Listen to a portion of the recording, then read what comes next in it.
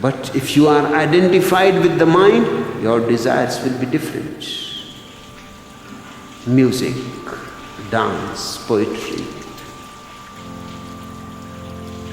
And then there are thousands of things. The body is very limited. It has a simple polarity, food and sex. It moves like a pendulum between these two, food and sex. It has nothing more to it. But if you are identified with the mind, then mind has many dimensions. You can be interested in philosophy. You can be interested in science. You can be interested in religion. You can be interested in as many things as you can imagine.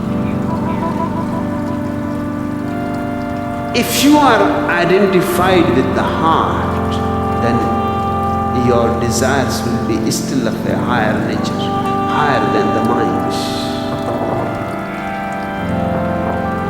You will become more aesthetic, more sensitive, more alert, more loving.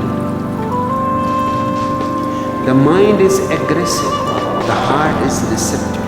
The mind is male, the heart is female. The mind is logic, the heart is love. So it depends where you are stuck, at the body, at the mind, at the heart. These are the three most important places from where one can function.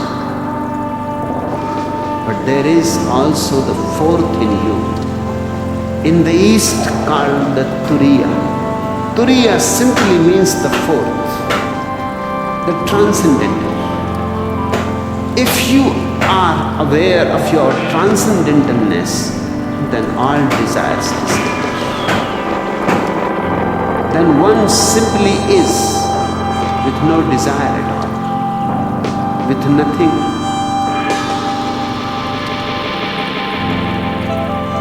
To be asked, to be fulfilled. There is no future and no past. Then one lives just in the moment, utterly contented, fulfilled.